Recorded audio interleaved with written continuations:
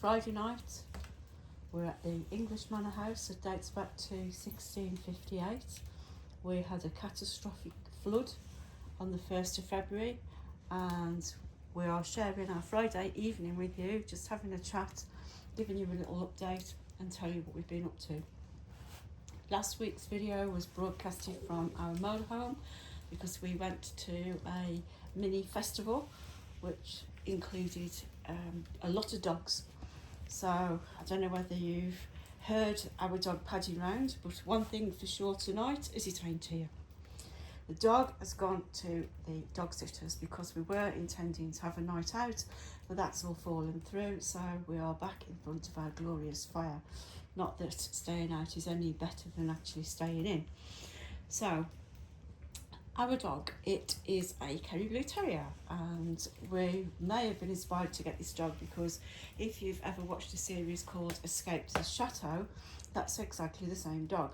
So we have got a Kerry Blue Terrier, and more about her in future videos.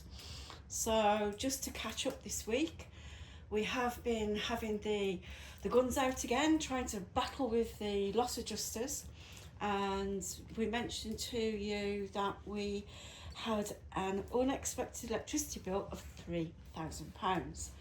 Now, they've been really difficult with this bill, haven't they? Very difficult indeed.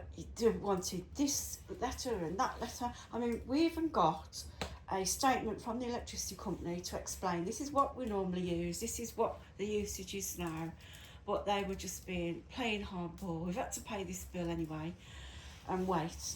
But finally today, they've agreed that they're going to pay 2,700, is it? Something like that? 2,800. Okay. It's still not the full amount. No, they're still up on the deal. Well, yeah, so it ain't the full amount, but at least it puts the money back into the bank. Because, let's face it, any bill that turns up with £3,000 is enough to knock you off your feet. I mean, it's a substantial amount of money, but equally, of course, we've had all these dehumidifiers going, the fans going. So that's the movement on that, and hopefully we'll expect that in the bank within the next week, thank goodness. Next, we've got someone coming on Monday called, I don't know what he's called, but he's coming to examine the damaged contents, and we're thinking, well, good luck to that, because I think we might have told you we've documented absolutely everything. You've documented everything by video and photographing it, haven't you? So yes, a very long process. It was a long process. We had to look at everything, turn it inside out, use it all the photographing, find it on Amazon or eBay, put how much it was. Months of work. Oh, it was. I mean, it was hours and hours of work, because I think in the end there were over 1,000 objects that have got damaged. Anything from, we've got like crystal glasses in boxes which are intended for gifts later on. All the boxes was damaged. There was all our tools. We've got a little Harry Potter cupboard under the stairs, which I'll show you in a future video. And all the tools were in there, so we lost all our tools, appliances, where black muddy water's gone into them and they're unusable. So anyway, so this guy, apparently it's all he does, he's going to come on Monday and go through our stuff. Well, to be honest, I mean, how many hours it took us to put this together over loads of weeks. I don't know, we're supposed to be getting it done in an hour, but to be honest, we're just going to leave him to it, because, you know, I'm not going to go, oh yeah, that's damaged, oh yeah, that can be repaired, because in our mind, everything that we've put in these boxes is ruined, isn't it? I mean, it's mean, it's penny pinching, it's terrible, and this is why insurers have such a low reputation, disreputable status, and why they're generally so loathed. We've spent hours photographing items. We can show that they've been flooded, that they're broken, they're destroyed. Electrical items, for example, that have sat underwater. Yeah. But our word was not good enough. So we have to photograph, we have to video, but now that's not good enough. They have to send somebody out to check, which ultimately says one thing: they don't trust us, and they are going to look for any way to try and repair, to knock that bill down. Yeah, which, but when you think of the premiums we pay, it is ridiculous. It's terrible. Yeah, so we've got to wait for that, and hopefully, well, I don't know what I'm going to do, but I can see that being another row. And I mean, just arguing with them is stressful enough. I mean, the thing is, this is a flood reclaim. What a flood reclaim means that you know, toss up all the stuff that's been damaged and repaired, then the insurer pays out, and then they actually submit this to the government, and the government pay the lot. So there's no loss to the insurer of this claim whatsoever. So we just cannot understand why them kind of being awkward and dragging the feet. The other thing I think we've had a disappointment over is the fences. We've got a boundary fence that was completely swirled over, and also another fence by the garage that was completely swirled over. We submitted the claims for the repairs for those, absolutely substantial amounts, eye-watering amounts of money. I think one was 17,000, and what was the one opposite the garage? About 4,000, 5,000? I can't remember. No. But anyway, they've said no. Apparently there's some exception in their policy booklet that says if you are having a flood or a storm, then the boundary fences are not covered. But to be honest, if those fences are in your contents buildings itinerary, what on earth else could destroy them apart from a flood or a storm? So the moral and lesson of this story is simple. Read your policy document very carefully, then you'll realise when you look at the wording that a lot of the stuff is never covered, or the limits that you have don't cover the stuff you own, and it's deliberately designed that way. Yeah, and I mean you don't always think of this, because let's face it, we've all got loads of insurances to keep buying: house insurance, car insurance, travel insurance.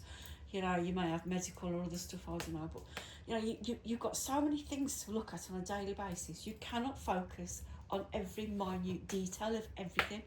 So, but I mean, so that's that. So now we're going to be facing a massive bill to repair the boundary fence, because obviously you want that to look okay, and this fence which is opposite the garage has got to be completely redone as well. So that's going to be unexpected bills that we've got to try and fund out of, you know, from somewhere, and it's a lot of money, because the one fence we never put up, it was here when we moved in. The other one we did put up, but I think, you know, to find that money again is just it's really frustrating. So it's going to have to come out of something else. So probably, you know, some of this contents claim, you know, say, well, okay, you know, we can't buy that back, we can't buy this back, we're going to have to put it towards the fence, because when you live in a big house like this, you know, people think, oh God, they're loaded, but it ain't like that, because, you know, we've got extra bills, haven't we? I mean, you know, the gardening, you can't cope with that, so you have to someone to do your gardening. You know, everything that you've got to decorate, it takes a lot longer, a lot more expensive to do. You know, so your money goes elsewhere. You say you're not loaded, because living in a house like this costs a hell of a lot more money, including heating it, you know, repairs to it, everything. You know, costs a lot more money, and especially one of the problems we do have is with the traders, isn't it? Yeah. When they come, you ask for a quote for something, and what usually happens? Oh yes, they inflate the price because they think you're loaded. Big house tax. Big house tax, we call it. Could have a massive mortgage and loads of overheads. It makes no difference. They charge I don't care. Presuming that it's a house that's been in the family for 500 years and inherited. And it's not. I mean, and there's no such thing as inherited wealth these days if you look at the government's tax policies. No, I mean, the other thing is, we had the fish pond done the other day. The man, first instance he came for 2 hours to put some chlorine in it. We got a bill for 450, and then him and his wife and another guy, I think they spent maybe 10 hours in total, would you say, doing it? Yeah. And they've sent us a bill for nearly £2,000. I'm thinking, well, and I mean, it's really frustrating, because this man's been here before, and the last time he sent the bill, it was only about £300. I'm thinking, what's he playing at? But, you know, they've seen an opportunity, they know it's insurance, so they're going to be inflating the bills, which I feel a bit sad about, really, but, you know, that's just the way it is. So not our fault. No, we can do nothing about it. So anyway, so that's it for this week. It was just a restoration update, but if there is anything specific you would like to see in this house or want us to talk about, then drop us a comment, or just, you know, send us a direct message. So anyway, you just saying good day, good night, and thank you for joining us again. See you in future videos. Bye. Bye for now. Bye.